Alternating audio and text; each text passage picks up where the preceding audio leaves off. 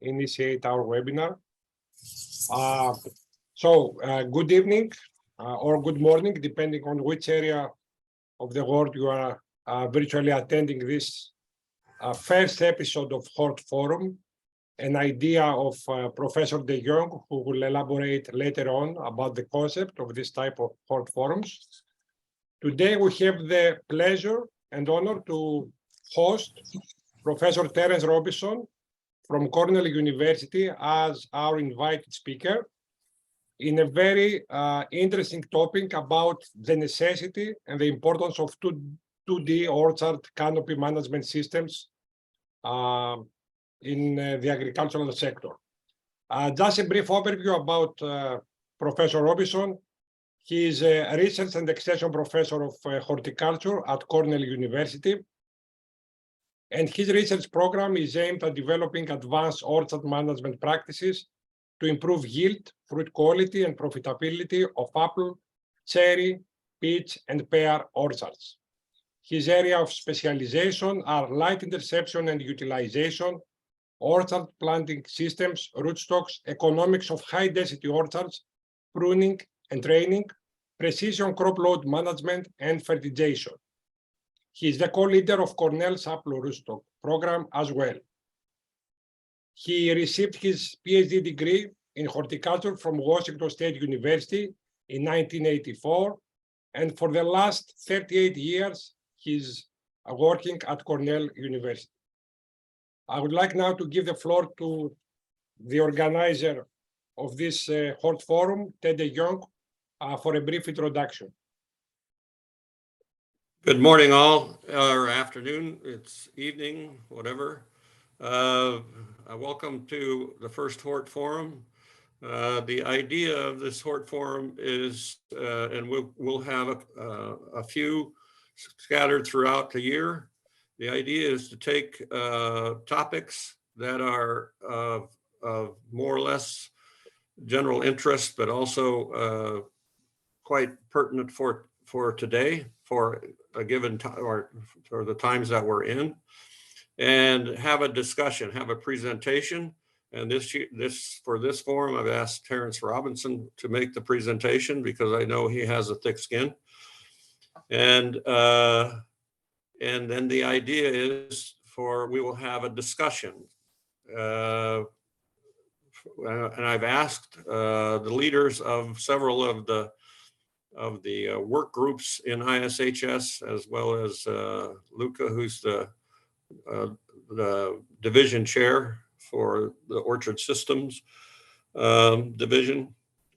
And the idea is to have a discussion, a frank discussion, and challenge not just Terence, but each other in terms of our ideas and whether we're on the right track or not, or some nuances of the stuff that's presented. So Mike, the reason for doing this is I feel oftentimes at symposia and in webinars, we're focused just on presenting information, and we don't ever have debates or discussions in the open about the information that's provided or the topic in general. And we've become kind of a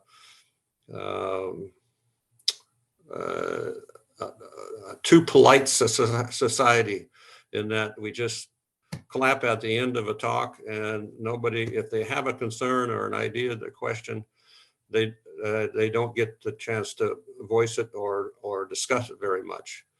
So the idea of this is to have a frank discussion and open communication, and what we'll do is we will have first the panelists will be given an opportunity to interact with Terence and one another and discuss the issue, and then the audience, the audience, will be given a chance through the chat to also ask questions. So let's have fun, and I'm ready for Terence. Thank you, Ted. It's an honor to be asked to give this First presentation of a Hort forum.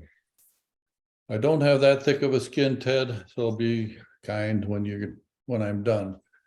But I have had some concerns, certainly in the last 7 or 8 years, that I'll express today, and hopefully we can talk about the issues.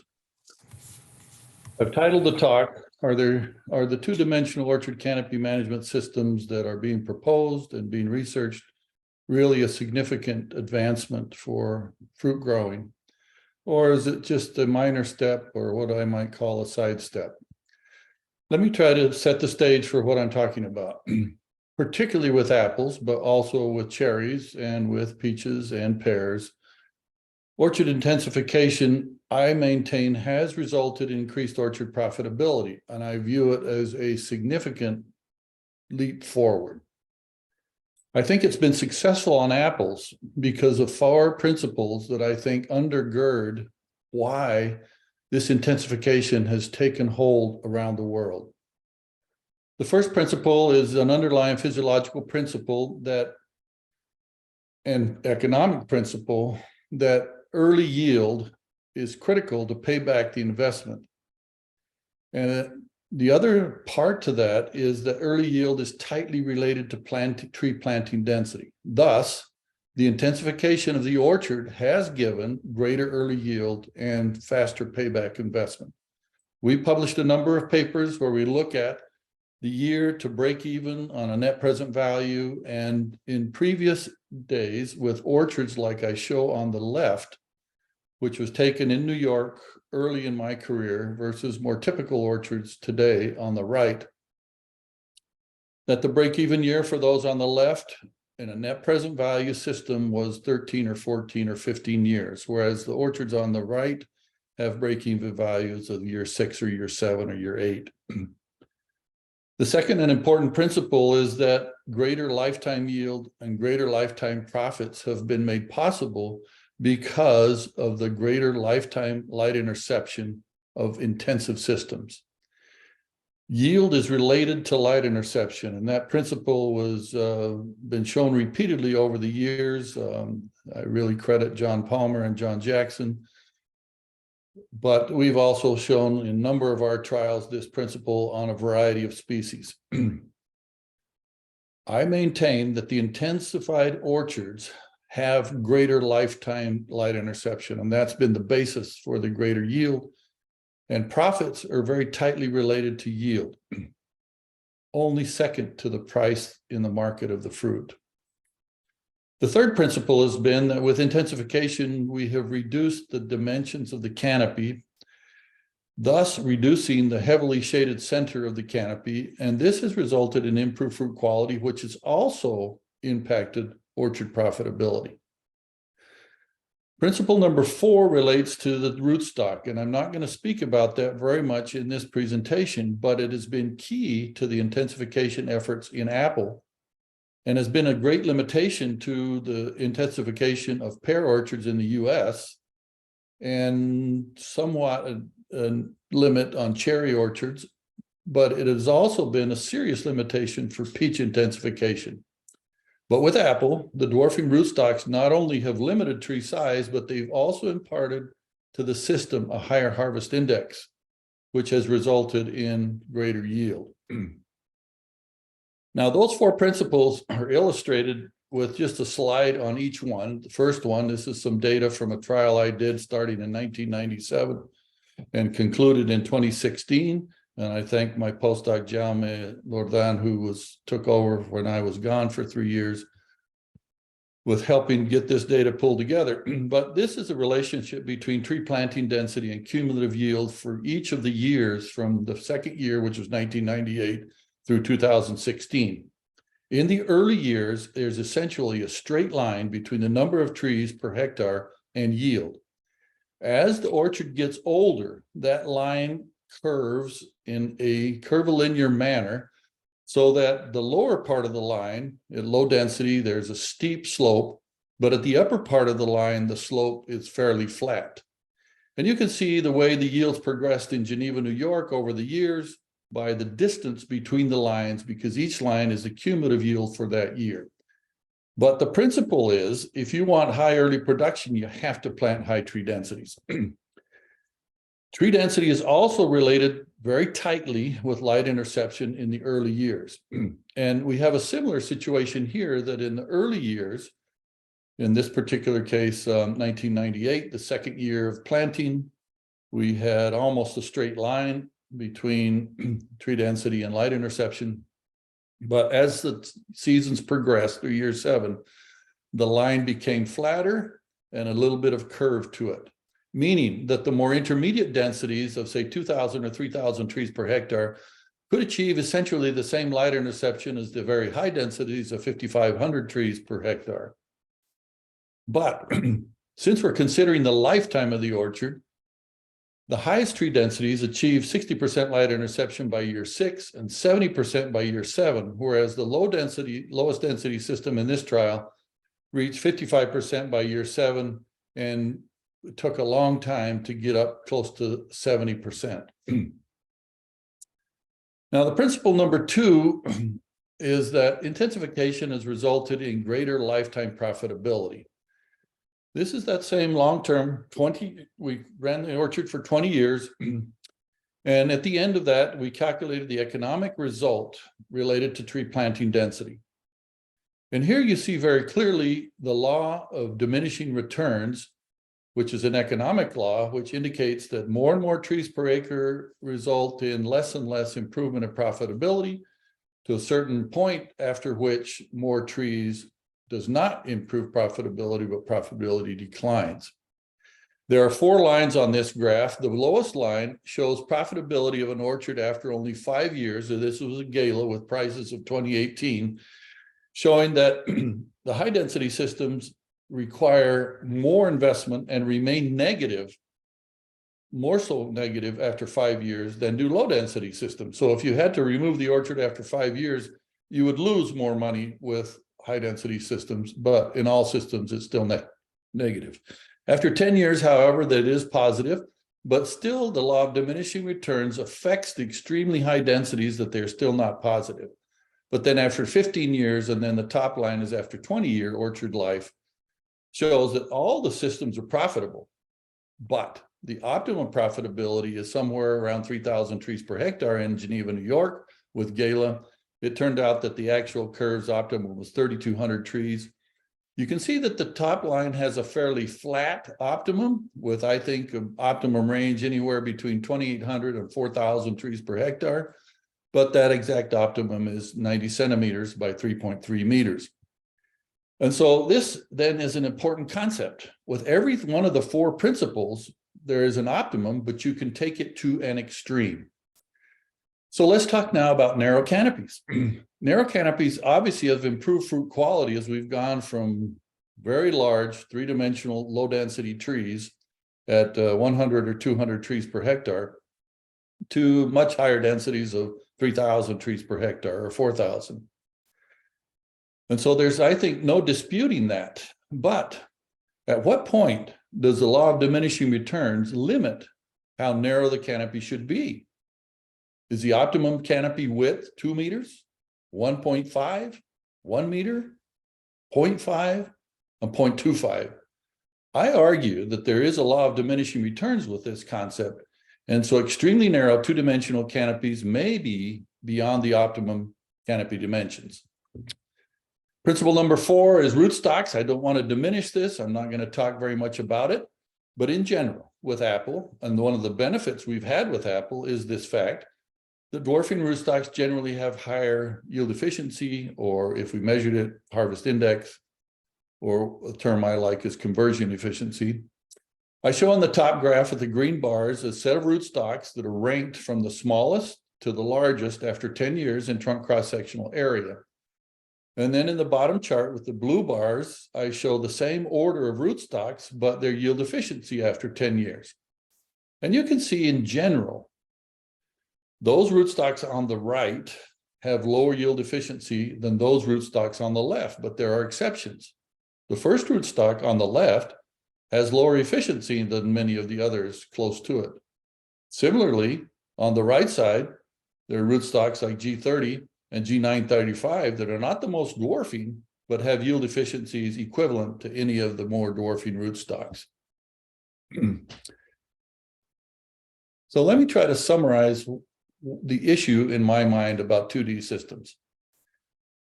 So these 4 principles, I think, are essential to successful intensification for any of the tree species we work with.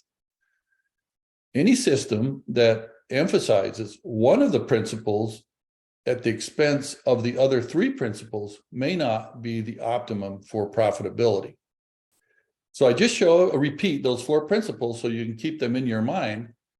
And I list then my concern about 2D systems. The 2D systems emphasize principle number 3 at the expense of principle number 1 and 2.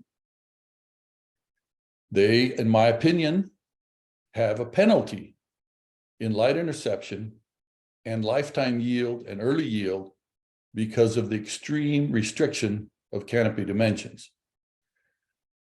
So this is the very controversial part that I really hesitated whether to even say my opinion, because unlike Ted, I would prefer just to listen in a meeting and keep my opinions to myself because I don't want to make enemies. But in my mind, I've sort of concluded that 2-dimensional systems are more narrow than the optimum canopy dimensions and do not result in improved profitability, because I've yet to see many economic studies showing improved economic profitability, and thus are not a major step forward. Let me describe how this plays out in practicality. This is a trial I started after listening to Stuart Tustin describe his planar cordon at the meeting, or I don't remember where it was. I came back and said, I don't know if I buy that. So I planted a trial with planar cordon against several other systems that I thought were modern, had narrow canopies, and were what I called robot ready, with both Gala and Honeycrisp. The trial has completed 6 years, and this is the relationship between tree planting density and cumulative yield. Now, I do admit that what I planted as the planar cordon maybe is not what Ben would suggest today, but it's what I heard back in the early days. And it was a lower density system, but very narrow rows of 2.5 meters. So that's what we have. 3 meters in the row with 2 cordons and 10 to 12 upright shoots off of that, but only 2.5 meter rows. That gives a relatively low density of about 1,800 trees per hectare. I also wasn't quite convinced of the biaxis system. So I put that in there at the idea that you could plant fewer biaxis trees than tall spindle trees because you had essentially 2 liters per tree. And so it's planted at about 2,500 trees per hectare. Then I planted the tall spindle, which is what I really like because I think it's at the optimum density, about 3,500 trees per hectare. I also then planted a fruiting wall, which is essentially a tall spindle system with mechanical summer hedging to a very narrow fruiting wall at slightly higher density, because you can have narrower rows when you hedge and still drive a normal tractor. I compared that to the V-trellis used most extensively in Washington, which has very narrow spacings between trees of only 45 centimeters. But since one tree is leaned to one side of the trellis and one to the other, you end up with densities, in this case, of about 6,500 trees, extremely high. The point of this graph is to show that despite these ideas of different systems, they all are subject, at least in the first 6 years, to the principle that you cannot break. The yield in the first few years is tied tightly to tree planting density. So any system that proposes starting with lower tree density, such as the planar cordon or the biaxis in this graph, have relatively low yield in the first 6 years. And we similarly have light interception data that I'm not showing. Now, what will happen as this trial moves forward? Maybe those systems will catch up. But because the yield of the first 6 years is so critical to the investment and the payback of that investment, it makes it difficult to imagine how those systems could be more profitable. With pear, we have a similar result, and I have to credit Todd Einhorn for this trial, which we planted together. He designed it and his brainchild, but we compared pears on pyrus rootstocks. And I have to emphasize that for this world audience. We have difficulty growing quince rootstocks in the US because they die from winter, like we just had this past week. But in this trial, we had 3 different planting densities, 0.9 meters, 1.4, and 1.8 meters. And as I've described, there is a strong effect of planting density on yield after 10 years. It was significant. There was not a significant effect on fruit weight or yield efficiency because the 3 rootstocks involved are all pyrus rootstocks, but cumulative yield was tightly related to planting density over the 10 years, with the closest spacing giving 150 tons and the wider spacing 121 and the lower spacing 118. We compared at all 3 spacings on all 3 rootstocks 3 systems, the biaxis, the tall spindle, and a V trellis. And when they're planted at the same density, whether it's the 0.9, the 1.4, or 1.8 meters in the row, then there was no significant effect on cumulative yield in the bottom graph here on this last column. So the biaxis did not improve yield, and the V trellis did not improve yield. The thing that impacted yield was density. Now, the planting system did have a significant influence on the size of the tree as measured by trunk cross-sectional area. Often the biaxis is purported to give a smaller tree, but it's not. When you add 2 axes together, the combined area of both those axes was bigger than either of the other 2 systems. Well, what about cherry? This is a trial that I credit Greg Lang with, and he organized this through NC 140, and the Geneva data is slightly different than the Michigan data, and I acknowledge that, and he can speak about the Michigan data later. But we compared 3 rootstocks with 4 different systems, each system at on each one of the rootstocks.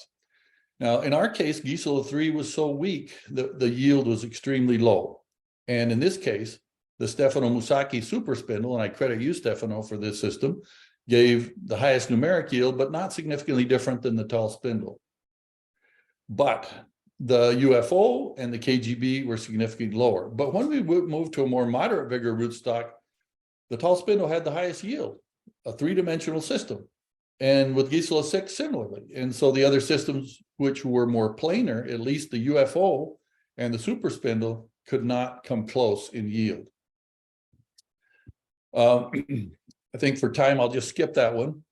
And so I come to this question. Is there a yield penalty for narrow 2-dimensional canopies compared to 3-dimensional canopies when they're planted at the same between row spacing?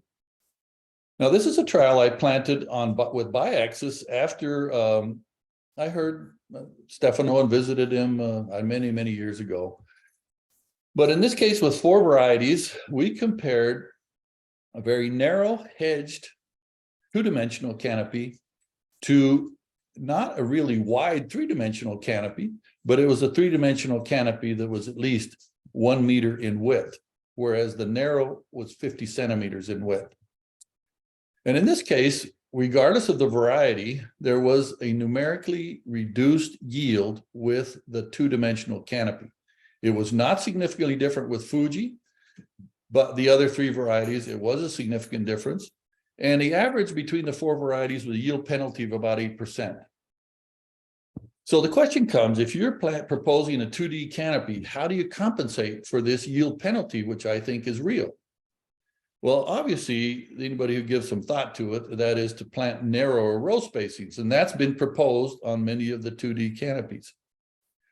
Interestingly enough, often the 2D canopies are said to produce better color and quality.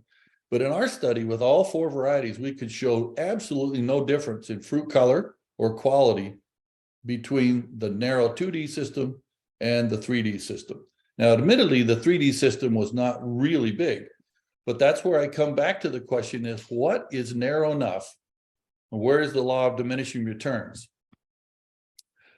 So I don't remember, I had these stupid animations in here, but so let me ask the question. I want to ask 2 questions. Is there horticultural value, physiological value in a 2D canopy? Now, in theory, fruit color and fruit quality are potentially better at any given between row spacing with a 2D canopy versus a 3D canopy. However, there seems to be a yield penalty. And so then the question becomes, if in a 3D canopy with Apple, you can produce 100 tons per hectare with an 80% pack out, is that worth more in economic terms than an 80 ton per hectare on a 2D canopy with a 95% pack out? Now, bear in mind, in our study with 2D versus 3D, we couldn't show much difference in quality, but assuming that that's true, this then becomes an economic question. Does yield of a slightly inferior color outweigh lower yield with slightly better color? The other thing is that the more recent use of reflective film has changed the whole question about 3D systems, because with reflective film, many 3D systems end up with better color than a 2D system. So then the question for horticultural value of 2D systems, how do you compensate for this maybe 15 to 20% yield of a 2D canopy compared to a 3D canopy if they're planted at the same density? Well, obviously plant narrower rows. But then I come back with a question in my mind: will a robotic harvester, which is one of the justifications for 2D systems, work in a 2.5 meter or a 2 meter between rows? All of the harvesting technology that I currently am aware of requires space, and they work best in 3.5 meter rows, and it'll be difficult to see them functioning in the narrow 2.5 meter rows. My second question is, well, an additional piece to that is, if robotic harvesters will not work so well in these very narrow rows, then the harvesting cost has to be much cheaper. You have to be able to save a lot of money in harvesting cost. But most estimates that I've seen with robotic harvesting for apple at least show equal, or in many cases, greater cost than hand harvesting. And so now the value of a robotic harvester is being sold on the fact that you may not have labor availability to pick your fruit. And this is at least one way you can get it done, even though it might be more expensive. Now, the next question I ask is, are there mechanization advantages? Now, I want to first talk about computer vision for counting fruitlets. We've got a big project on precision crop load management of apple, which does require computer vision.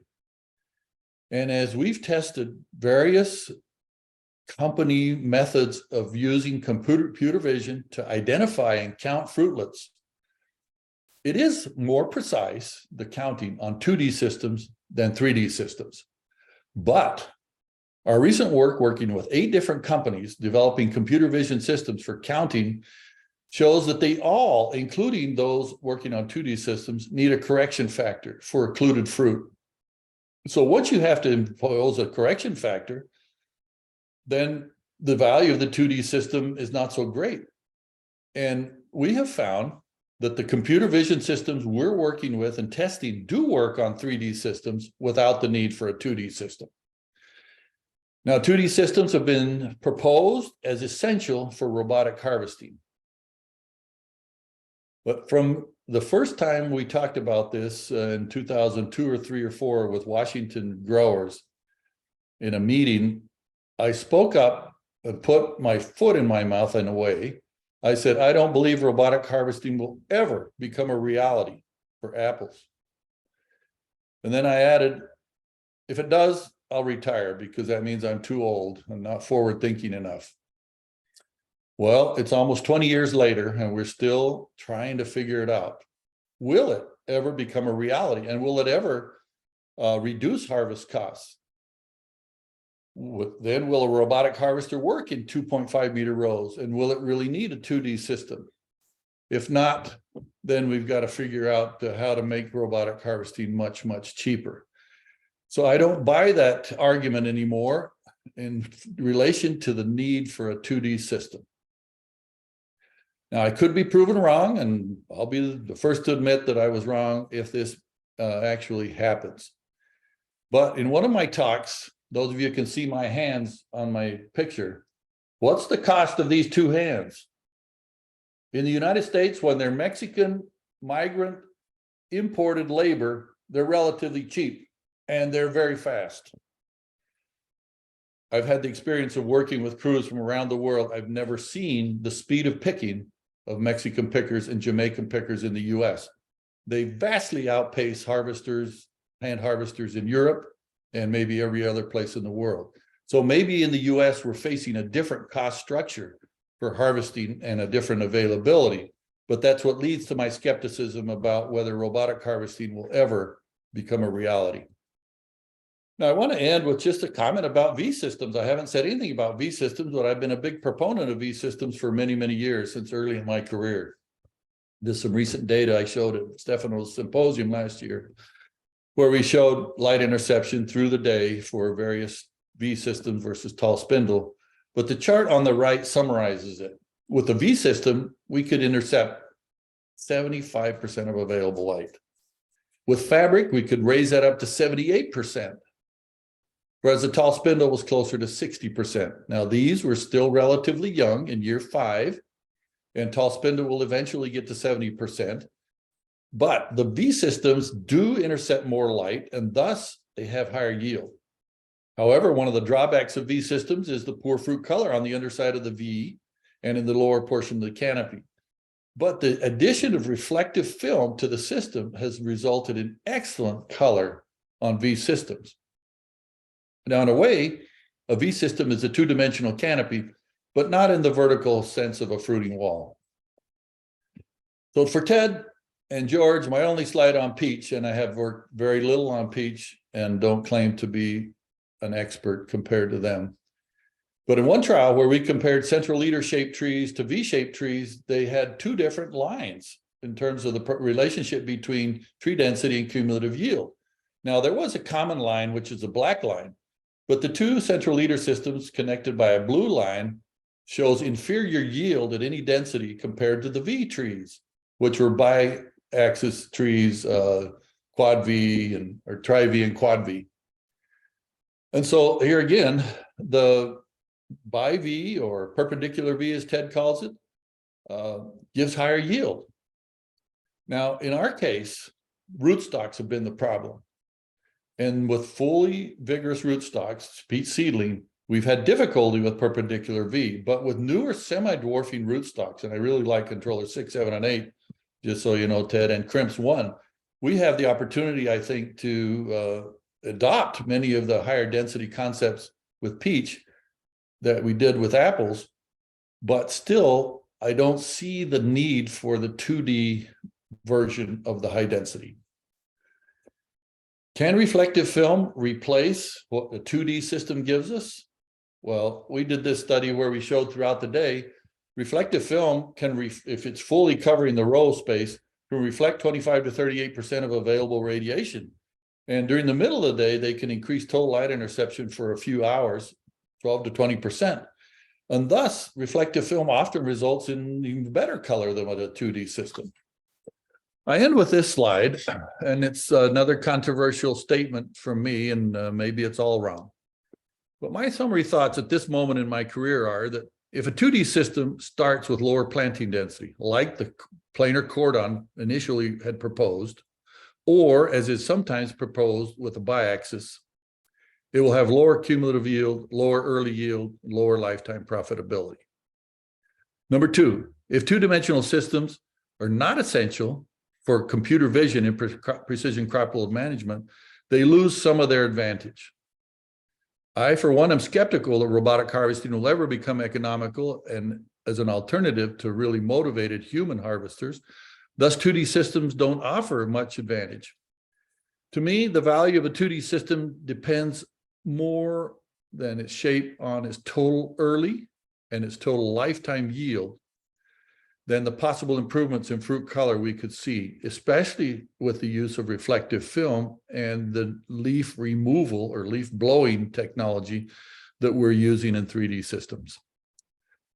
In my opinion, which could be wrong, and I'll be happy to get hammered in a minute, 2D systems don't represent a significant step forward in orchard productivity or profitability, but rather represent a sidestep or maybe at best a small step. And this is maybe the most controversial statement. I don't think they will become the dominant system worldwide. So with that, I will end my presentation. Thank you for your attention, and let's have some discussion.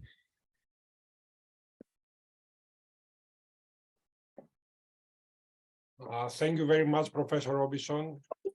for your talk.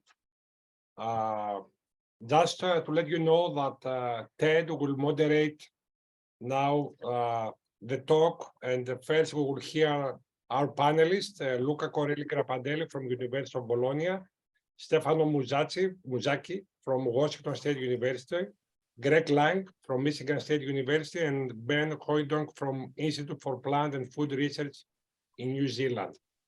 For the attendees, please, I would like to draw your attention that you can pose any question through the Q&A session. Thank you. Ted. Thank you very much, Terence. So to begin, I think maybe we should just have the comments from each of the panelists, and I'll start with Ben, since Ben is focused on apples largely and similar topics as Terence. Yep, thank you, Terence and Ted. Great talk, Terence, and some really nice work over your career. Certainly, our experience in New Zealand with two-dimensional canopies that are planted with wide between row spacings is they typically achieve very similar fractional light interception and long-term productivity. Our approaches that we've been working on, and you've highlighted it in your presentation, is to narrow the between row spacing, and that's a big focus of where we're heading in New Zealand, because unless you can increase fractional light interception, you're probably not going to get much gain in productivity of the orchard. So we're typically now planting commercial orchards between 1.8 and 2.2 meters between the rows. And interestingly, a lot of your comments around profitability and productivity and your concerns, we're actually seeing our commercial orchards, be it they are young, beginning to break some of those return on investment numbers that you've raised as a concern. For example, we've seen planter cordon orchards. We're at a field day yesterday where they appear to be breaking even in year 4 after planting, and we're pushing yields that potentially are going to near double what we can do off our existing tall spindle systems, largely because they're limited by their fractional light interception. And so from a New Zealand perspective, and Terence, you may be right that 2D systems may not be suitable for all areas of the world, but where New Zealand needs to head, our spindle style orchards are no longer highly profitable. And if we look at future drivers, we really need to maximize light interception and productivity from our orchards, and profitability for our growers to stay in business. So I think from a New Zealand context, when we look at the future, when we look at our cost structures, we're simply not going to be in business unless we have orchards that maximize light interception, productivity, and profitability.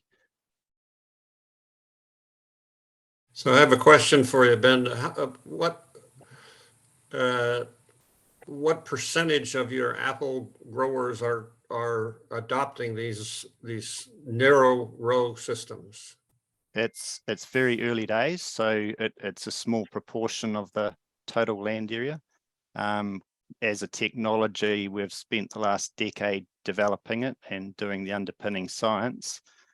So we're now at a stage in taking the narrow row systems to growers of summer fruit and apples and pears. So at the moment, the blocks are being planted as old, unproductive blocks are being removed.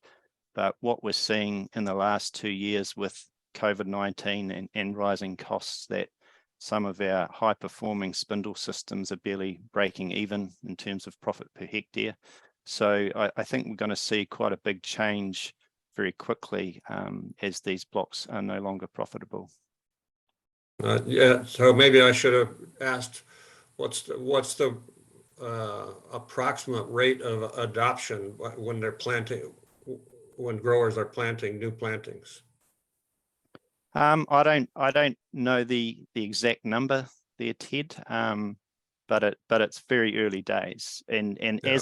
As a technology, even with, say, dwarfing rootstocks or any new technology we introduce to industry, there is a lag time of adoption, and they are controversial. Growers are quite resistant. 10 years ago when we started, we were viewed as introducing something quite weird and scary to them. Now it is becoming more normal and accepted, and alongside the science in terms of the productivity demonstration, we're doing a lot of economic modeling, and that's what the growers would like to see. They want to see the economics before they invest and before they change. They also want to know how to manage the trees and to have that information there. So there's a big technical transfer component. So it is overcoming a lot of social barriers that growers have in adopting a new system. And that's half of the work we have to do as scientists, is to socialize the new technology and provide that technical support. Yeah, okay, good, thanks. So Stefano, you're next, since Terence brought up the biax and a number of other things. You work on both apples and pears, right? But mainly pears. Yes, and in the past, as Terence was mentioning, I was working also on cherry, on the vertical garden. So yeah. So Terence, so just a question before we start. So this means that with the fact that mechanical harvest, robotic harvest is not going on, it means that you will not retire, correct? Yeah. No, I'm Just at the end. just to break the ice, okay? So and try to be nice. So there are a couple of things that I really like in the presentation of Terence, and there is a point that I'm speaking generally now, from my point of view. One point that is missing is how you define 2D canopies, okay? Because the point that you make for me is the greatest point. So how thick we can trim a canopy without jeopardizing the yield. So this is the first thing. And the second, that probably we never take in account, that I think that is well represented when you go with the multi-axe and something that is that the ratio between the surface and the volume of the tree. So what mean? Large canopy, normally you got more area of the tree that are in the shadow. In a small canopy tree, especially when you go 2D, the surface, this ratio become higher. And in this case, you got much more efficient in light intersection. So what I'm trying to say, and I don't want to go there because probably it's too much for this meeting, but the point is that not all the leaves in the tree are working in the same way. If the leaf get exposed to the light early, we know that they are performing better and probably they can produce more dry matter compared to the leaves that are in the shade. Luca can address all those kind of things very well. So telling you that, I have to tell you that my data are a bit different compared to yours. And one thing that I notice that is not completely like I normally envision. So you say that the biax normally increase the vigor. So if you look at the area, and this is a key question for all the scientists that are here today. So depending where you are looking at the vigor, and if you just look at the trunk, probably you are right, because you got the two stem going up. But if you look at the canopy, you are not, because we have data already published that show that you have a reduction of the length of the branch and an increase of the number of the branch per tree. And also with the biax, you modify somehow the habit of production of the varieties. And this is really something that is interesting for me, because from my previous work, we proved that 70% of the production is just on one kind of spores, for example. So, and when you look at the spindle, you got all those broad wood formation. It could be brindilla, it can be many other things. So, and again, quality. And you mentioned that there is no difference in quality. depending where you are growing your tree, probably. So again, so like Ben highlighted very well, so it could be environmental. So a tall spindle can be a great fit for one area. It could be probably not the perfect fit for another. Same story for the biax, in my opinion. And where I come from, for example, before, let's say Italy, my piece of life in Italy, we have a all struggling problem with color, okay? And the biax was really beneficial because you got a huge impact on color. Of course, if you are working on varieties that are fully red, the impact can be less. And then we probably don't take in account another big piece of this puzzle that is complicated, or that is the genetics. So not all the variety can be trained in the same way, in my opinion.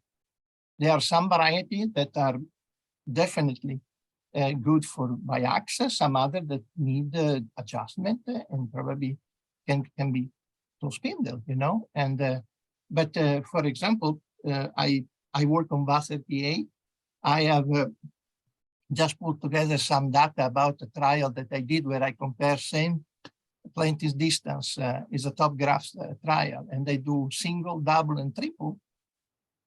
Terence, looking at my data from 2018 to 2022, I got 62 ton per hectare more with the 3-ax and 24 ton more with the biax. Can be because I'm working in Washington? Probably yes. Again, and also how you manage is a big difference, you know. If you in New York, you have this extreme growth and everything that we don't have it. Our fruit are more exposed. Probably this is why 80% of the orchard in Washington are tall spindle. So, but and they are productive. So nobody is changing that for now. But they're trying to narrow the canopy. The point is how much I narrow the canopy, and this is the best thing that you highlight, in my opinion. How much I can narrow the canopy to keep my system efficient and with the same level of a small reduction or the same level or higher, because depending in my data show that when I go biax or triax, they become more productive, and especially at the beginning, exactly the opposite of what you say, but it's depending on the quality of the tree that you plant. Because if you got a couple of meters or 3-4 feet of blind wood, like you were showing in your picture, so this can be really a problem because those are all unproductive areas. And in Washington, we are working a lot, for example, on girdling and notching and make the tree the most homogeneous as possible. So this is some of the situation.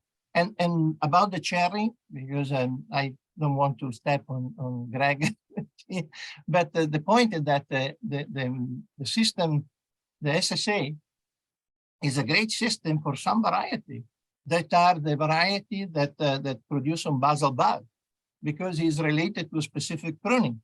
If you put another variety like lapins on this system that is more for 2 years old wood or old branches, forget about that. It will never work.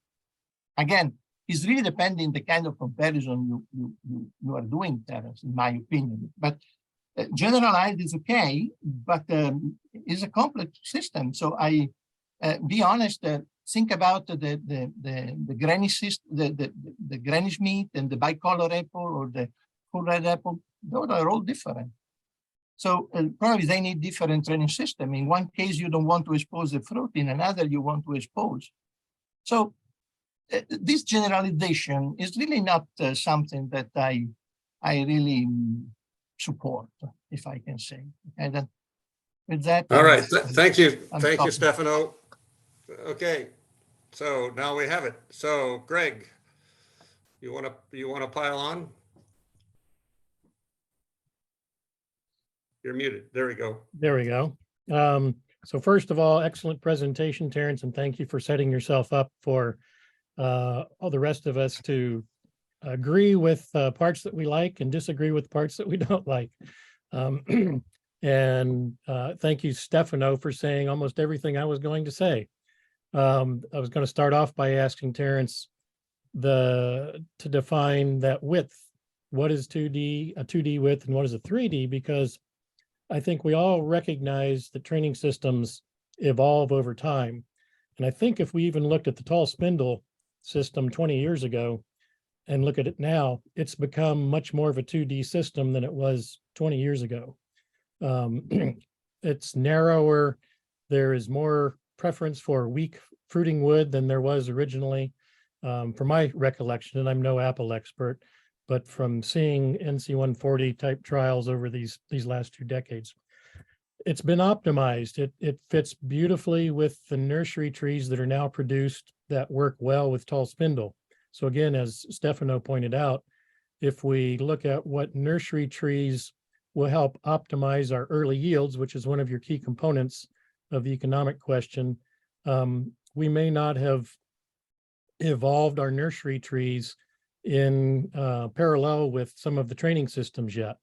So I think a lot of these ideas are being hybridized or being integrated in peaches, where we've worked with multiple leader planer canopies, where by the nature of peaches bearing habit, we're adopting Stefano's ideas for super slender axe stone fruits, and we're merging those with upright fruiting offshoot or Guillot or FOPS type multiple leader planer training systems.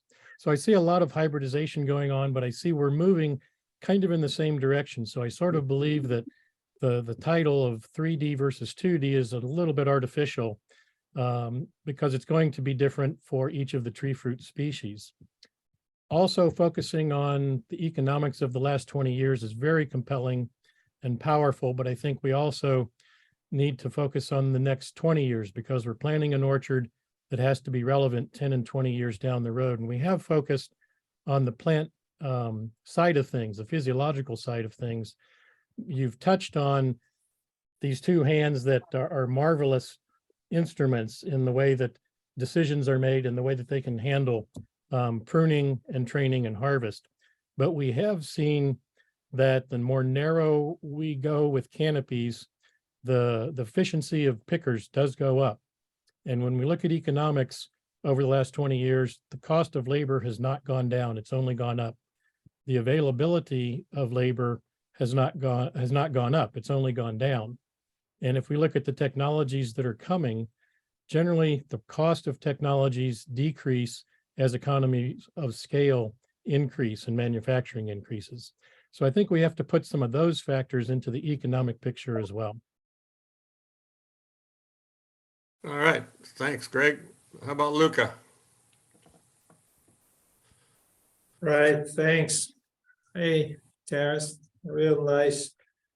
I think you've proven once again something that some of us have known for a long time. Not to look older than I really am, but 40 years ago, Silvio had me running around as the Bologna guy doing the measurements in the first international Hort Society planting systems trial, which is a comparison of 5 training systems in 5 European countries. The design was led by John Palmer, so it was a smart design. But at the end of the studies, everywhere we tested the 5 different, everywhere there was one local system. And in all the different places, the local system always scored the best. And I like to start from here because I don't think that's by chance. On the contrary, I think physiological principles, and since Francois joined us, hi Francois, G for him, but they hold everywhere. But then there is the interaction with environment and with labor as well. And you pointed out these things. I would like, after this introductory statement, to point out a few things.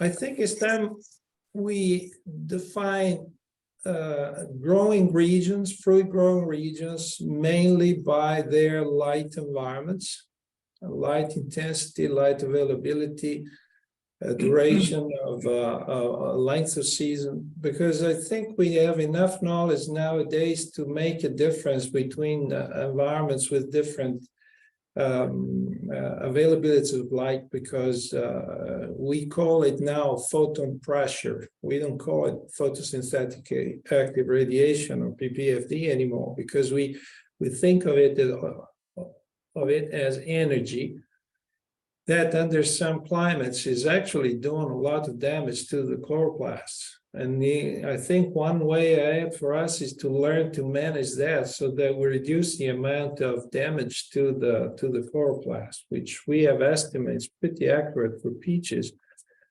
that tell us we're wasting about 10% of daily photosynthase simply because of the need to repair the D1 protein in the photosystem 2 multi-protein complex.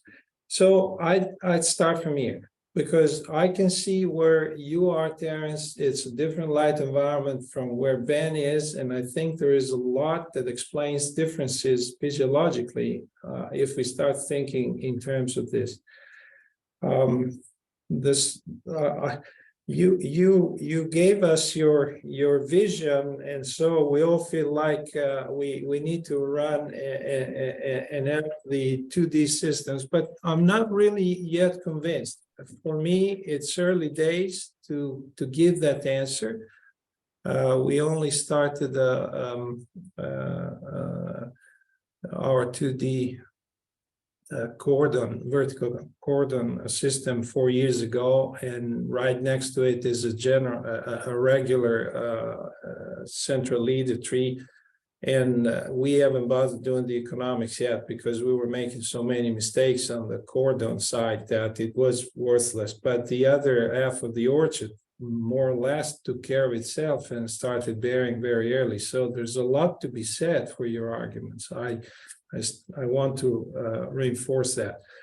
However, I made a list of a few points that I think might be relevant and explain why at least it's worthwhile looking into these systems. In Europe, certainly we're facing losses of labor like there's no tomorrow. This past season, labor was not available at 10 euros per hour plus housing, car, and smartphone at 10 euros per hour, not by counting how much they pick, Terence. And you alluded to the velocity, but that as an explanation. Here in Europe, we can't do that, but you couldn't have pickers for fruit in Italy this year at 10 euros plus the benefits, because they were getting 14 euros in Germany laying down tarmac on road construction sites. So we're really, really facing a shortage of labor. And so for us, robotics is or robo-assisted canopy management is certainly. I agree with your analysis that inter-row, between row spacings must come down for those systems to be. And you asked the question, do we have mechanical assistance at 2 meters and 1.5 meters? And my answer to that is yes.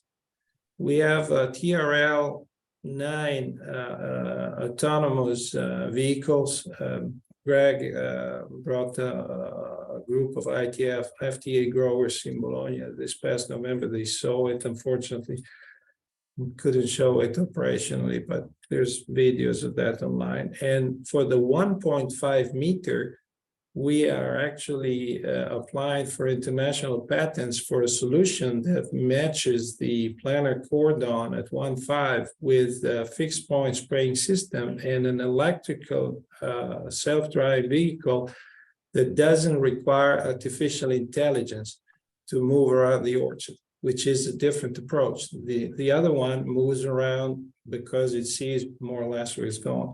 So yeah, there are solutions for these narrow row systems, and we've got economical analysis of the autonomous vehicle. in one 2-year study that we completed a year ago. And the ag economist said that if that vehicle was used for more than 250 hours per hectare per year, it would be more economic to run than a 50 to 60 horsepower orchard tractor.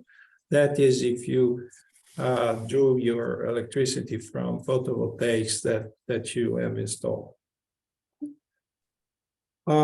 Another thing, we're all thinking in terms of precision orchard management, and perhaps these systems allow us to shift the management from an entire tree to single uprights, which for any worker working, if they have to assess, for example, how many fruit there are and how many do they need to remove with a hand thinning, probably it's easier, I would think, looking at the single upright with fewer fruit. We strive to achieve digital twins of the orchard, Terence, and these systems might be good or bad, I don't know. You alluded to the fact that you needed to correct for obstructions. We're coming with our neural networks from 3D systems, and so we already had that correction before we are trying to apply them to 2D systems. So I think that argument goes either way. You brought out the reflective films. I like that, and I see we're in an environment like yours. They don't pose a threat. I would think in my environment, for a fruit like an apple that has no transpiration to cool itself off, sometimes you might be asking for trouble in terms of sunburn. However, I like the fact, and I like to point out that for different crops, they are really interesting, but I don't see much use of those, for example, as an accelerator of growth for symplasmic phloem downloaders. It's too long to get there, but I think it's easy to understand. They can increase the VPD for peaches, for example. This is a key factor. And so I'll close by saying in Italy, we're facing a situation not too different from what Ben said. We need for our orchardists to turn a page. And we think that orchards are becoming or must become multifunctional units, providing different things. One of them is electricity via agrivoltaics and other benefits, ecological benefits. And it's a changing picture for many industries, because just producing fruit is not going to be enough, very short. Like Greg said, you need to plan for 20, 30 years ahead, and it's not an easy picture to look at the moment. That's all I'd say. All right, thank you very much, panel, and we can go back around with some of you, but I also have a few comments. First of all, Terence, I thank you very much for your presentation, and I'm much more in your camp than I'm in all of the other guys' camp. My concern, and Luca brought up a little bit of it. He said he planted a 2D system in comparison, but then he screwed it up for the first 3 years, and so he's gonna have to plant another one or something. And that brings up. I didn't exactly say that, but pretty close. Anyway, so that's my concern, is that one thing we're not, I think, taking enough account of is that when you do these really intensive plantings, and the grower cannot make mistakes because they put a huge investment in. So this requires higher intensity, even though the actual labor costs may be lower in the end, the management cost and the understanding of the manager, and Stefano alluded to this also, that for each cultivar, they grow a little bit differently. So the manager is going to, if they're going to do these systems, They're going to have to know what they're dealing with very well. And I don't know what it's like in all of your countries or areas, wherever you are, but in California, we've seen a big dumbing down of our managers, because we're going to more and more corporate farms. And as the corporate farms are managed by money managers, not orchard management, going to a much more intensive, or a style of system that requires much more intensive management is problematic. And I have a concern about this in the future. The other, another thing related to this is the cost of investment. Now, one of the things that's puzzled me, and it's really an accident, I think, of horticulture, and that is for some reason, growers of apples were able to accept a tree that cannot stand up on its own. And everybody just automatically accepts that if you have a dwarfing rootstock, you have to provide something to make it stand up, either a post or a trellis or something. When we go to peaches, nobody wants a trellis. And in order to have it, as you know, I worked on dwarfing rootstocks for years. Nobody will accept a dwarfing peach rootstock that cannot stand up on its own. And we have the same thing with many of the other crops. So that's just as an aside. So in a way, these apple systems that are leading the way in terms of this intensification are kind of an anomaly. That is, growers really aren't used to putting trellises in, whereas in apples, they sort of accept it as what's required. But that's a side issue. Our problem in California is with stone fruit, anyway, well, pretty much any crop, the grower never knows what the market is going to look like. And our growers are happy if they break even on any given year on half of their crop, because the market goes up and down, and they end up picking and packing at a loss for a lot of the crop.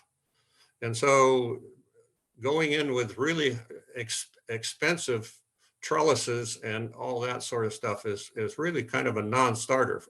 We've been through it. We had plums on trellis. We've had peaches on trellis 20, 30 years ago. We had planer canopies.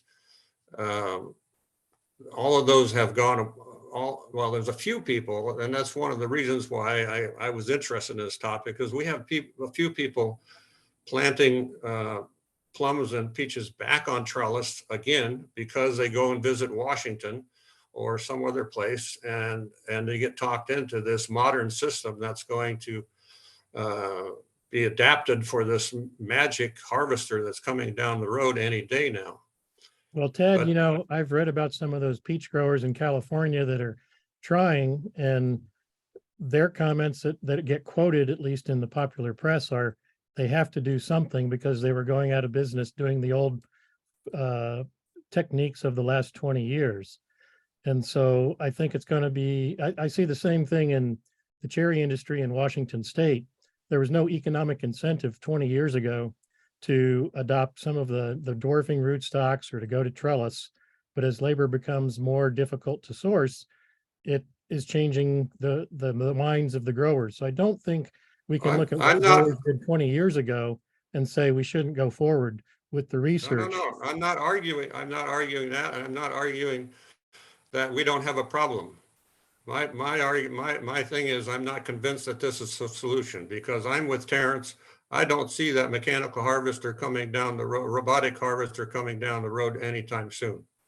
And the reason for that is, if you just talk to the engineers that have calculated out these robotic harvesters that are dependent on individual hands and so on, the physics says it's impossible that they can move fast enough to be better than better than hand harvesting. Ted, So you got a I physics problem. I couldn't agree more, because there are crops that you pick them today because tomorrow you can't sell those peaches. They would be too ripe. So ants go very fast. But on the other end, you could provide pickers with systems that tell them which ones to pick based on quality that you could have had measured by a rover that was scouting the night before.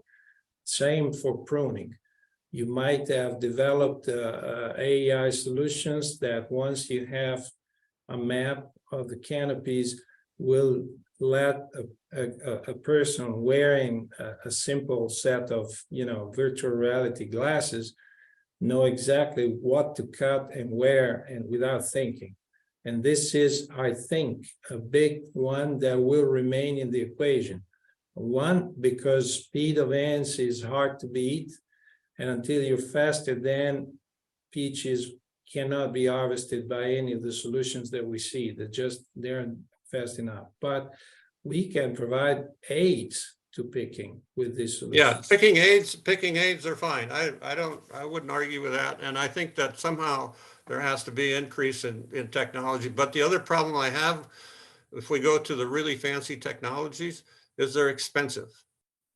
And so you're adding expense, and the expense can only be handled by having large growers. And so I have a concern that we could be driving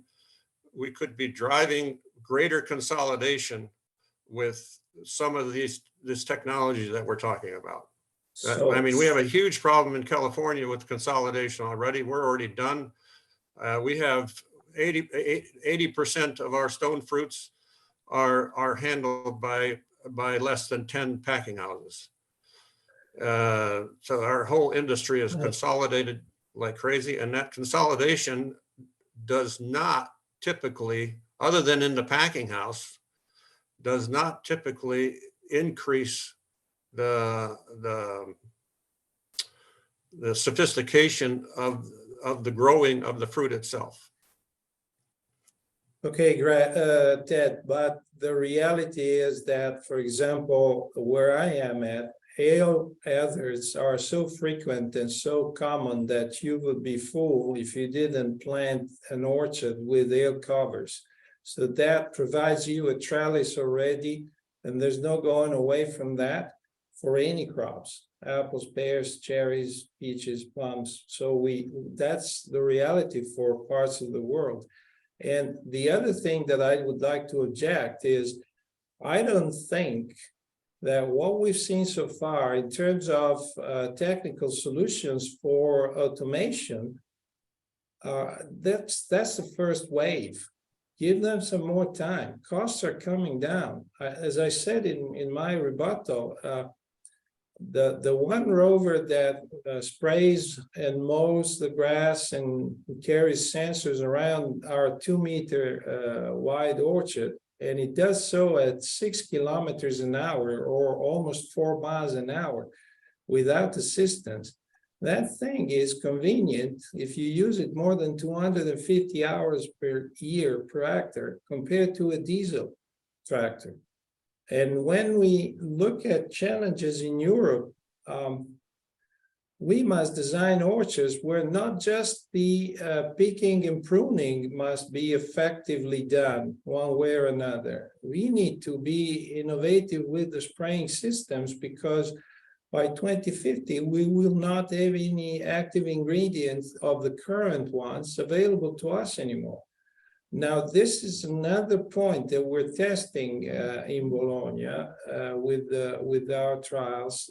We use the Netafim Sofia system, which is a fixed point spraying system that is already commercial. And we see that for some diseases like scab and apple, if you combine technologies that are there, like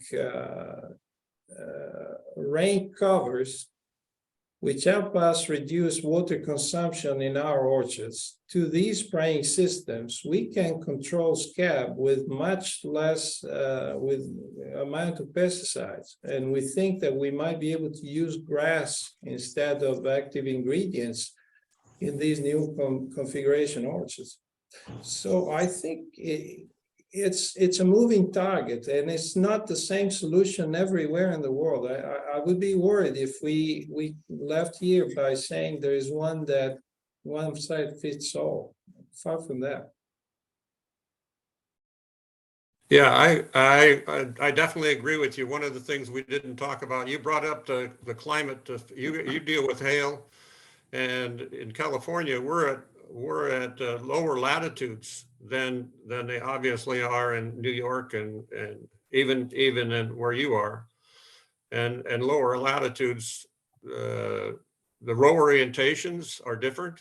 The optimal row orientations can be different because the sun of the different tracks of the sun. Also, we have almost all or a lot of direct sunlight, whereas I'm sure Terence, he's working in the most cloudy place in the United States, has a lot of indirect sunlight, and so I think it matters whether you have a preponderance of indirect versus direct sunlight in terms of solar radiation capture and so forth.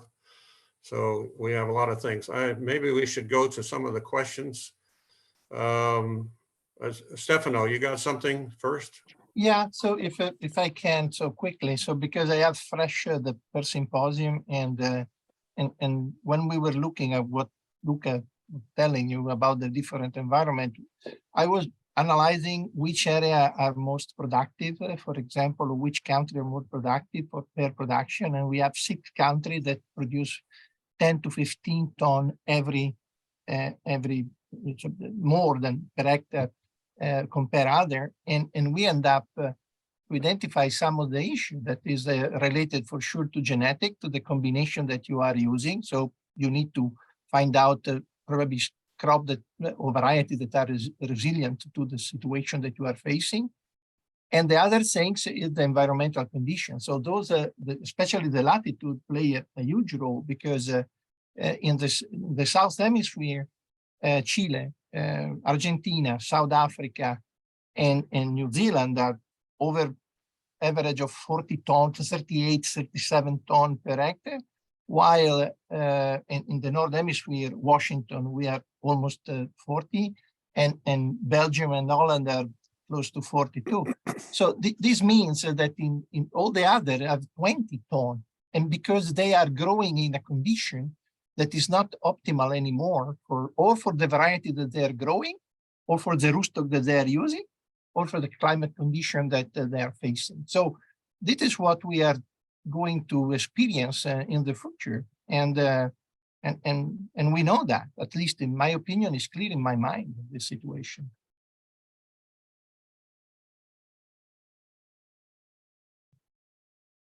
Okay, so I got a question. One simple question. While the yield may be less in 2D systems, how does the water use efficiency compare with the V versus or 3D systems? Anybody want to take that? I'm sure that Luca can take that. Well, actually, Ted, we are discussing in my lab that these systems will be lots of fun to do mini all 3 systems, you know, the bags, the balloons, but just by individual upright. We haven't gotten there yet, but you give me the opportunity to comment on this, because I have been telling for quite some time now that I think when we intercept about 50% of full sunlight, we're doing okay in terms of what leaves can use. And yet the data from New Zealand shows that light interception has gone much higher than that, and their reported yields from these systems have been very high. One observation that I have been doing, but I don't have any data, maybe Ben might contribute to this, is that when the rows are 2 meters apart, or even 1.5 meters, or 5 feet or 7 feet, 6.5, 7 feet apart, those rows are shading each other pretty much during most of the day. But they do it in a way, if the uprights aren't touching each other, so they're not growing into each other, and if they remain kind of isolated, which can be a challenge, distribution of light, the diffuse light that penetrates can move around very well. So what I think these systems are doing, and I would be keen to try and test this with some proper studies, maybe in different parts of the world, is light interception is high, but they shade each other fairly well. So photon pressure is not so high, at least in the case of New Zealand, and I would be thinking the same for me.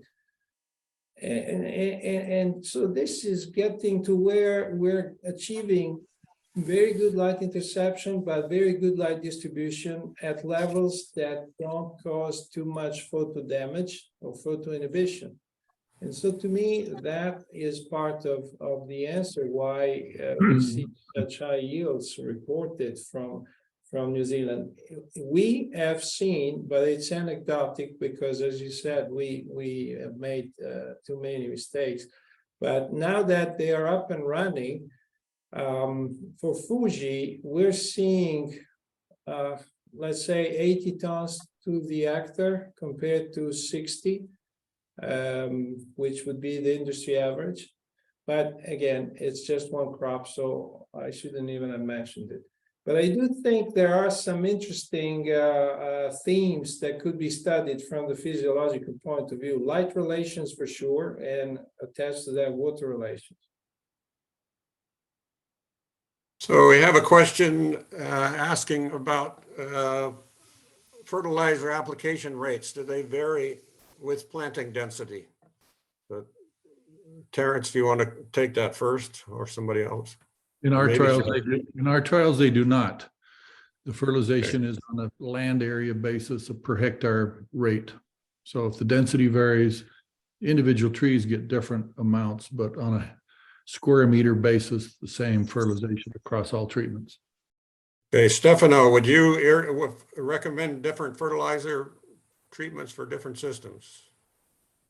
Yes, at least for sure in when you have more tree per. So the key point is that when you increase the number of tree per acre hectare, like Terence said, so you need to of course to take care of these things, and probably you need to apply a little bit more fertilizer. For sure, nitrogen in our condition. I'm not a great supporter for nitrogen application, but again, in our situation, the trees are struggling to grow in general.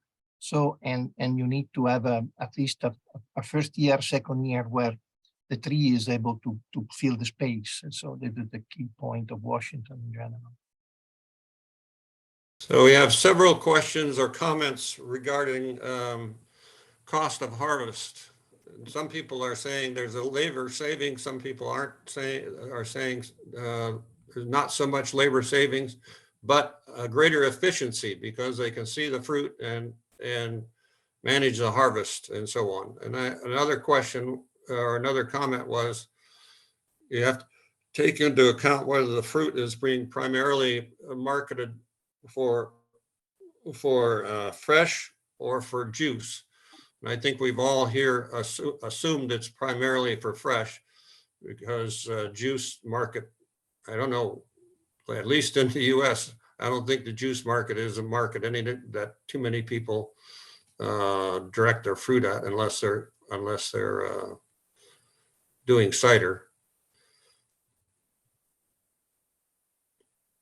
Can I add something on that? Because Yeah, go ahead. The one of the things that we saw, for example, and it is quite clear. So when we start to work on biax, for example, one of the first things that we notice is that the distribution of the crop is different.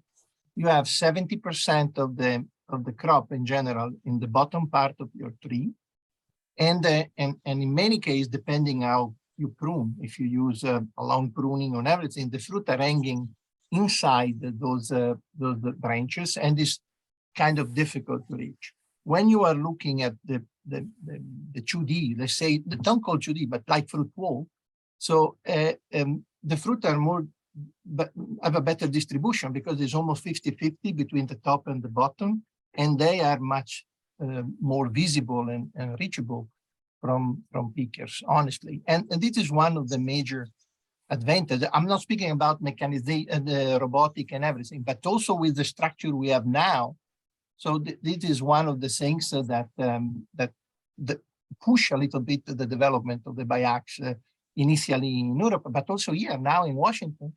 So I see that there are several orchards that are biax right now. And for some variety, they're working well. For other, probably less. But again, it's a variety dependent things. But for sure, the efficiency is really high. Thank you, Stefano. Professor Laxo would like to raise a question. So I open his microphone. Professor Laxo, you can pose your question, please.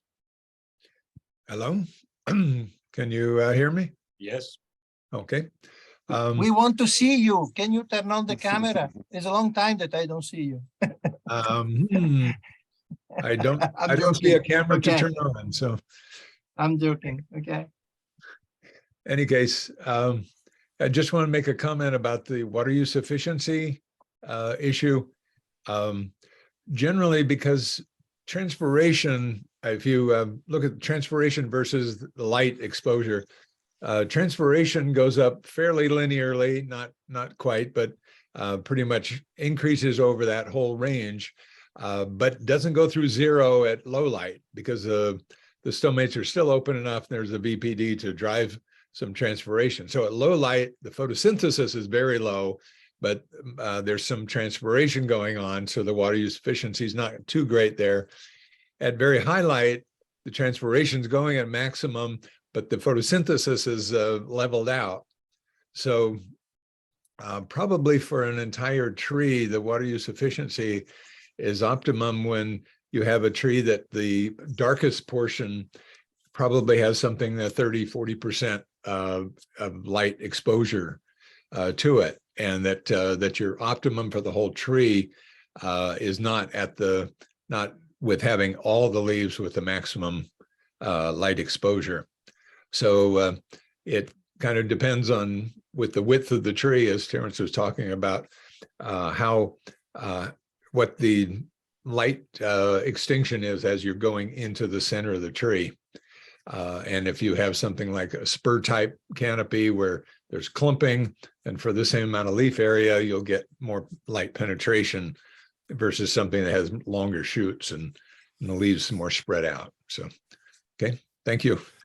Okay, we have a couple comments, and maybe you guys can comment on this. They're concerned about the cost of switching. If you have multiple, I mean, we're switching varieties quite a bit, and so if we're going to keep up with new varieties and replacement of orchards, does that influence whether what systems you should plant?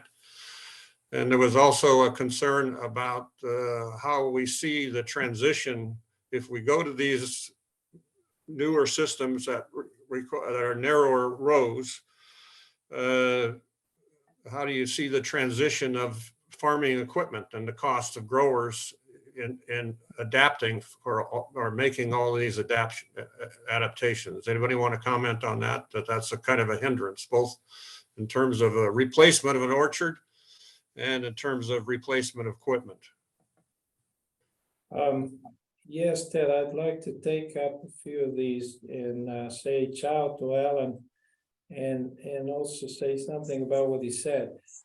Again, I don't think I can stress enough the importance to start from the light environments you're working under, because the points he makes are very, very relevant, but it's different if you have a constant 2000 micromoles or 2600 micromoles like they have in some parts of the world. I measured this in Tatura myself, so couldn't believe it, from either a lower intensity. We've run a trial with Buckeye Gala and Rosy Glow for 2 years, 20 and 21, we provided 50% shading, and we produced the same yields, improved quality, and used after water in both years. And stomatoconductance will go down under shade, and photosynthesis stay up, Alan, because if you provide systems to enclose the orchard that so reduce the coupling of that orchard to the atmosphere, you raise the relative humidity by some points because you're reducing temperature when you're removing the light. And that means that your stomata can stay open, but the VPD is lower. So photosynthesis was never different with the 50% reduction in irrigation, but stomatoconductance was much reduced where we had less light. You, Ted, asked what about economics, when they become economical, these systems. In particular, new generations of equipment. My answer to that is how expensive is the tractor driver for you compared to the cost of tractor? For us, that's already more expensive and trends to be more and more expensive. So the solutions that we're working on with autonomous driving systems are providing platforms that are really not tractors. They are multiple utility platforms. They carry sensors. They can do what the tractor does. They can carry new smart implements that we are designing. But one operator will control a swarm of them wherever they can be. And that will be the thing that we think for us will make the difference. Because as we reduce the cost of the single rover, the cost of the person driving it, if it were a tractor, it becomes a bigger and more heavy component of the equation. So yeah, that's another reason. And it doesn't apply just to 2D systems. I want to stress this. This is a revolution we're going through. But because we need narrower distances between the rows for these systems to work, then those platforms are really becoming interesting. I really must say. Thank you very much, Luca. We have a request from Alberto Dorigoni to jump into the conversation and give his feedback. Alberto, the floor is yours.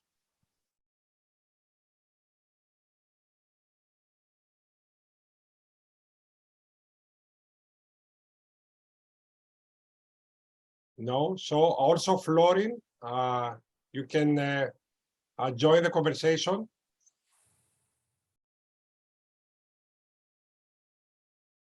Yeah, just thank you, Georgios. Good evening to everyone.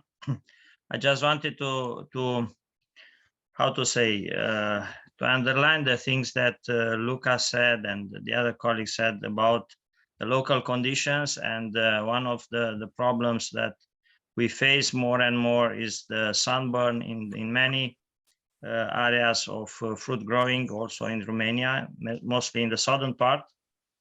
So by reducing the direct light, I think we can improve the orchard productivity at the end by reducing also the water loss and the other problems. And I think for Europe, as Luca stressed before, one of the most important challenges is the lack of manwork in our orchards. So certainly we need to do some local research and to try to bring some how to say objective results for different planting systems, different densities in different environment. And what 2D means, probably this is also subjective, as Terence said, because most of the planting system than that we have now. Somehow they are 2D at the end, but not necessarily with very small distances between rows. So narrow rows, but not necessarily very low distances between rows. Thank you. Okay, thank you, Florent. So we have a couple questions about pruning and training and thinning and fruit thinning. Is it easier? I would say the questions are, is it easier or harder in 2D systems for the pruning and training? And I would split that up into the two questions. That is it harder to get pruners to understand how to do it, or is it more difficult and more precision needed for managers to make sure they are doing it at the right time in the right way? So who wants to take that? Stefano? I can comment on that. So I'm speaking about the biax or triax that normally I manage, and normally here in Washington, they want to know at least 3 rules. So that is is the thing that because more than that is very difficult. And of course, if you narrow the branches and everything, you have to stay in the space that you allowed. And then you apply what we call the click pruning in some cases. So you are spooring up a lot, or in some case you are doing summer pruning, and again you produce more spores. In my opinion, it becomes easiest because it's very simple pruning and is not require bending. Probably there are more hours of pruning, but it's much more efficient because they can understand that quite quickly. Try to keep short. And what about how often do they need to be pruned? Does it require dormant and summer pruning? Depending the variety. So in some cases, yes, in my opinion, because if especially with the type 4 variety that produce a lot of blind wood, you need to be very careful if you don't prune in summer. In some case, but you need to be sure that you are doing the pruning in the right time. So I saw someone going and prune in August, and they are eating the second wave of growth of the trees. So this is not really efficient in my opinion. But if you prune in end of June or July, you have really a good benefit in many cases. So you would agree with the notion that it requires the manager to know more precisely when and what to do. I agree on that, and of sure. And another thing that I want to comment, this thing have to be planned very well, at least in our state, because in some case they have a budget, and if you say, oh, probably it would be nice to do that. No, we don't have a budget for that. But coming with the hedge fund that are putting money. So they got a very strict protocol to follow in many cases, and everything have to be highlighted by time when you define the budget at the beginning. And this is bring again the what is really good for the tree and what is possible to do for the tree. So it is really the key point. Thank you. Okay. Ben would like to add some points to that. Yeah, thank you. I'd just say feedback from our commercial growers who have adopted the plan accord, and it's pretty clear that they can take unskilled labor, never pruned before, and within half a day have them doing a really good quality job in the crop. And it's really overall much simpler to manage these canopies and these simple rules that the manager passes on as instructions to the workers. It might be as simple as remove every annual shoot that's 40 centimeters long or longer. So these are simple tasks that the growers can use to instruct the workers who are essentially unskilled. And that's a huge deal in terms of trying to get a good outcome in the crop. And increasingly it's difficult to get skilled people to prune. So it's a real benefit of this technology. Thank you, Ben. Dr. Dorigoni, very briefly, can you raise your points on Professor Robinson talk as you asked? Can you please unmute?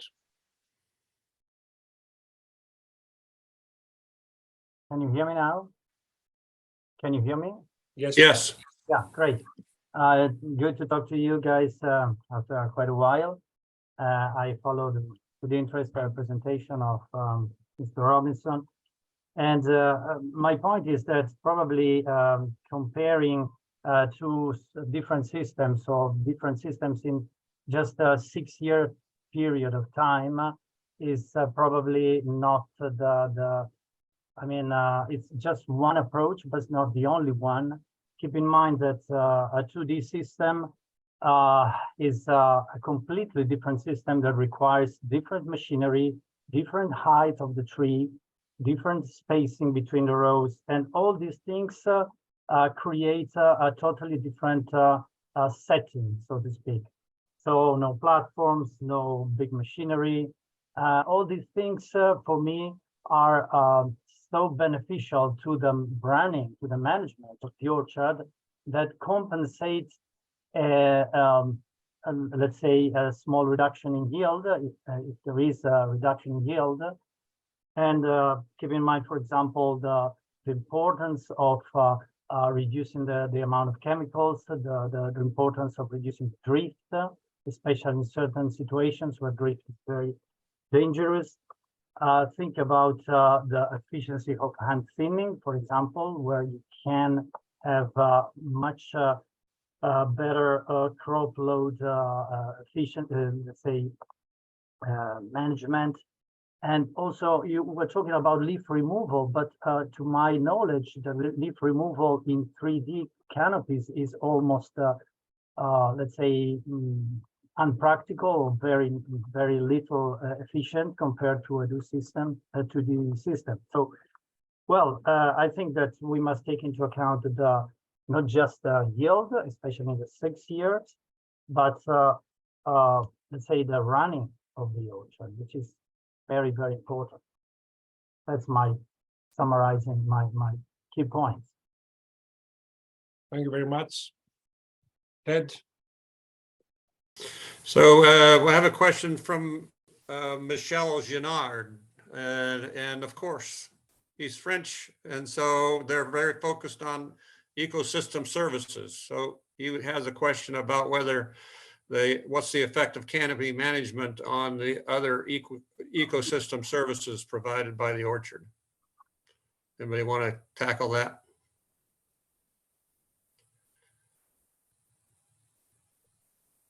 Luca, you have your hand up. Luca. Yeah, I'm here. I'm with you. Actually, the end went up for 2 points briefly before. One is RDI, as was designed and proposed at Tatura, could be for those climates where it's effective, a management tool. Because in a very warm and dry spring like they have in Victoria, withholding irrigation at that time stops growth and helps keep the uprights quite thin. I've seen that because the Tatura V is essentially a planar cordon trained with 2 sides. And that's one point. The second point is, how about staying out of trouble? And this is a question I put, staying out of trouble with losing homogeneity of crop load between the uprights, because I see that if we start an alternate bearing pattern within uprights, then I think it's a lot more difficult to correct.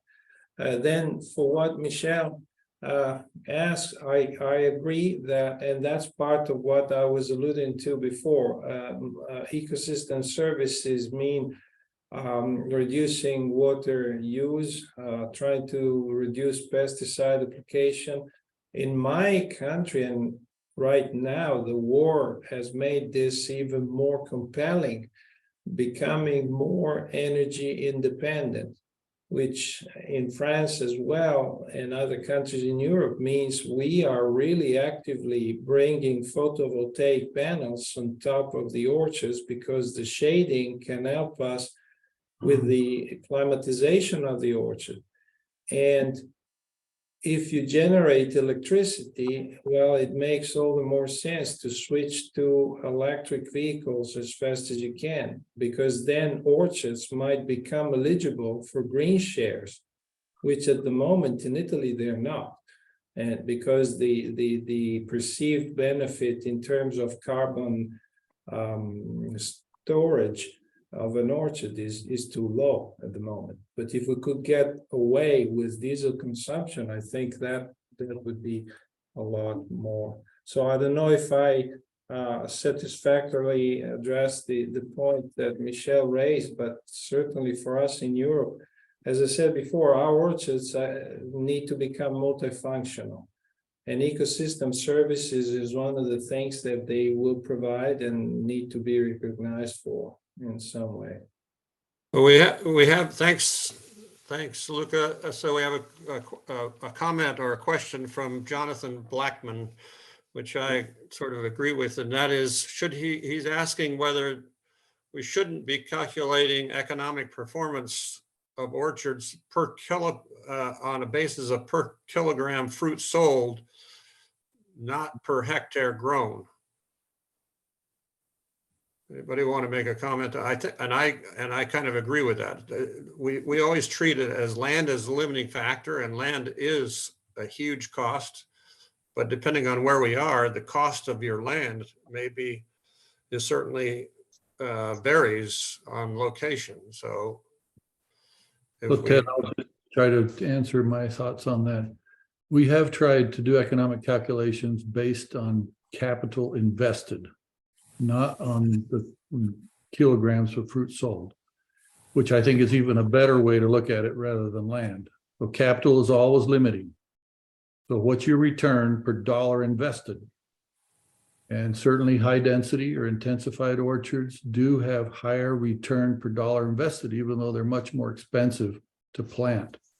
But with all things economic, there's a law of diminishing returns. Investing excessive capital that doesn't produce returns is a self-defeating problem.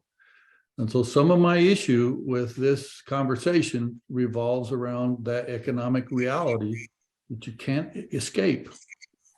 Some things you want to do are not going to help the farmers be more profitable in your area. And I comment to all my co-panelists, I resisted jumping in and rebutting each one of you, but ultimately, until you can show that what you're proposing to do changes the economic outcome for growers, it's just interesting physiology talk.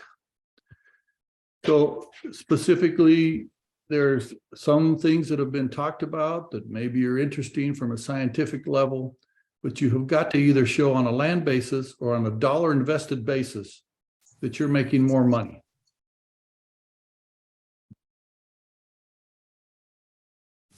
And just to comment again directly, for some reason, people outside of New Zealand have not been able to show the advantages of the planar cordon. Why is that? Why is I've failed to hear of anybody outside of New Zealand being able to show a substantial leap forward with this planar cordon. And so what I propose for you to do, why don't you compare this multi-liter planar cordon system, when my objection to it is it takes too long to grow it. And New Zealand has the benefit they can grow a tree 10 times faster than New York. So for us to develop a 12-liter planar cordon takes 5 years. If you can do it in 2, that's a huge climatic advantage. But why not compare it to a single stem trees planted at the same density or at the same number of stems on a single stem tree? Well, We have 2 meter rows, go down to 1.5 meter rows. So it's this row distance that's machinery's limited. If we go to different machinery, like Luca says, and we can go down to 2.5 meter rows, do we get enough of an advantage by trying to grow this 12 stem tree versus a single stem tree? It's all economics. Now, it is, I agree that many of your physiological studies have been very interesting, but I still want to see, to convince me, it done outside of New Zealand and the economics behind it. And a comment for you, Stefano.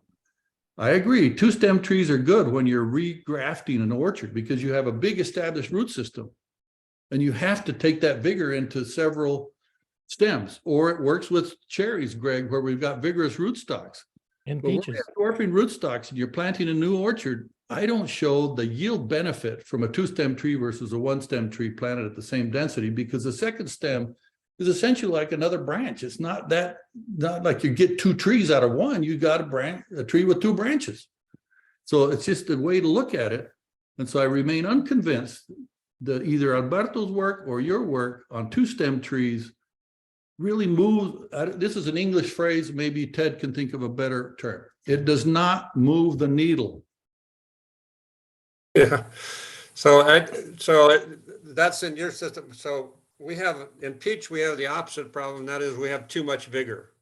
So when we're dealing with too much vigor, then we've gone from the perpendicular V or the V system to a quad V.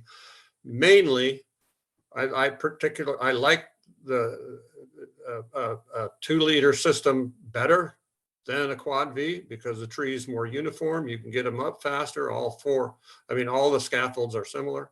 But when we go to 4 because you have decreased vigor in the tree because we don't have a satisfactory rootstock for our situation.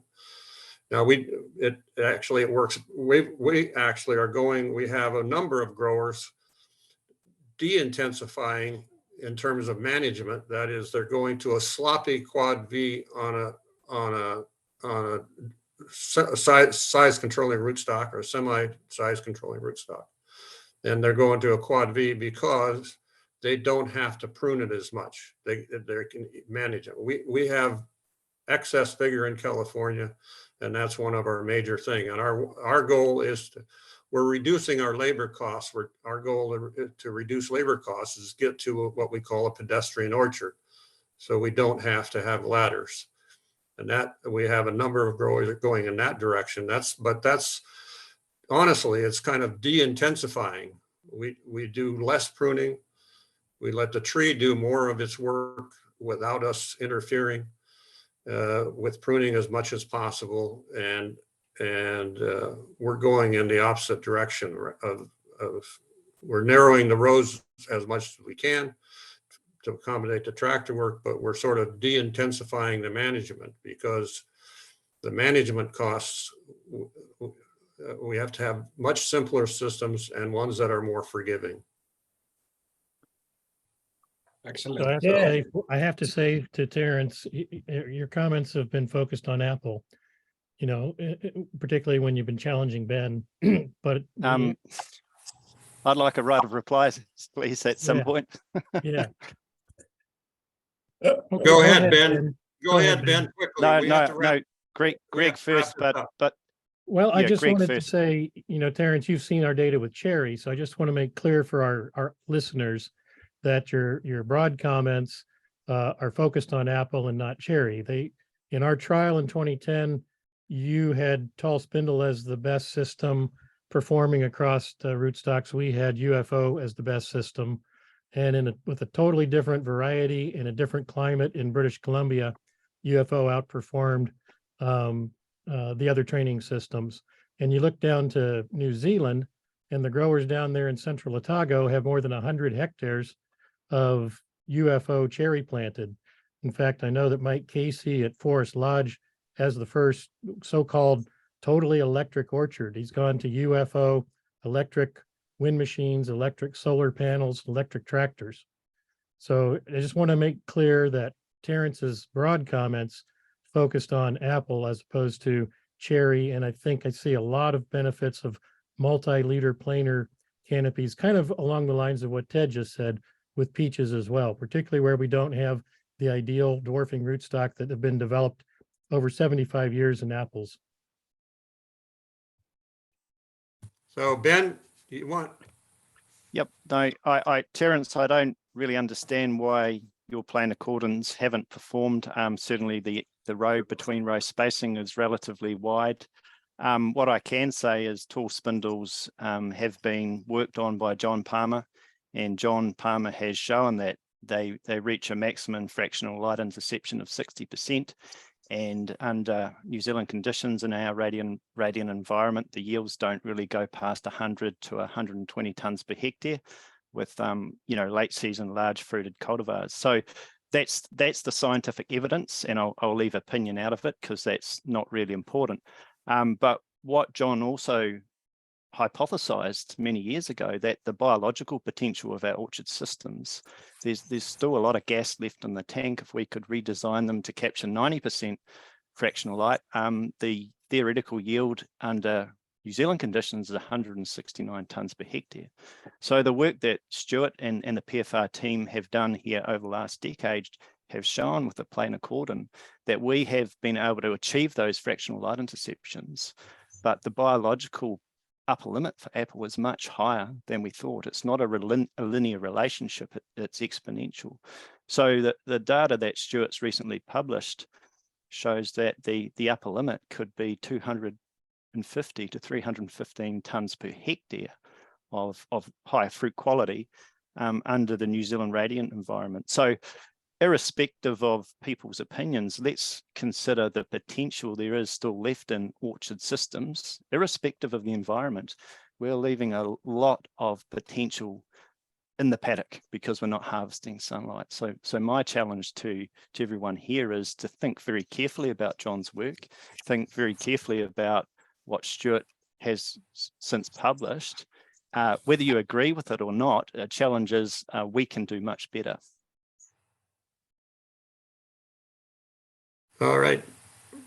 Ted, I feel that we concluded 2 hours of intensive discussion.